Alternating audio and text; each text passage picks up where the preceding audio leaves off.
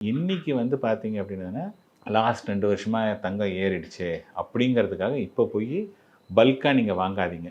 இல்ல தங்கத்திலயும் எனக்கு ஒரு அலோகேஷன் வேணும் அப்படின்னு ஃபீல் பண்ணீங்கன்னா, மேபி சிட்டுலயோ அல்லது கோல்டு சேவிங்ஸ் ஃபண்டுன்னு இருக்கு. அந்த மாதிரியான இதில நீங்க இன்வெஸ்ட் பண்ணலாம். This is not the time to buy gold வந்து எக்ஸ்டென்சிவா கோல்டு இது பண்ணக்கூடாது. பிகாஸ் ரேலி ஆயிடுச்சு. ஒரு பொருள் வந்து 2 வருஷத்துக்கு முன்னாடி இருந்தத விட 100 டபுள் த மடங்கு இருக்கும்போது, இனிமே அதுக்கான குரோத் வந்து கம்மியா இருக்குங்கிறது தான் இது என்னுடைய பார்வை. ப்ரெடிக்ஷனா அப்படி சொல்றீங்க? ப்ரெடிக்ஷன் கிடையாது. என்னுடைய பார்வை. ஏன்னா உங்க ப்ரெடிக்ஷன்லாம் பண்ண முடியாது. அதாவது ஓகே. சரி நம்ம என்ன சொல்றோம்னா, வியூ எப்படி எடுத்து வச்சுக்கிறோம்னா, பாஸ்ட்ல என்ன நடந்திருக்கு. ஸோ எல்லா அசெட் கிளாஸுமே வந்து ஒரு தடவை ஏறுனதுன்னா கம்மியாயிட்டு தான் வரணும். அதை பேஸ் பண்ணி பார்த்தோம்னா, என்னுடைய வியூ என்னுடைய பார்வை என்னன்னு பார்த்தீங்கன்னா, இந்த 10,600ங்கிறது ஒரு 11,000 வரையும் போகலாம். அதுக்கப்புறம் கீழே வரதுக்கான வாய்ப்புகள் தான் நிறைய இருக்குது. மேலே அதாவது என்னென்னா, இனிமேல் அப்சைடு வந்து லிமிட்டட், டவுன் சைடு வந்து அன்லிமிட்டட்.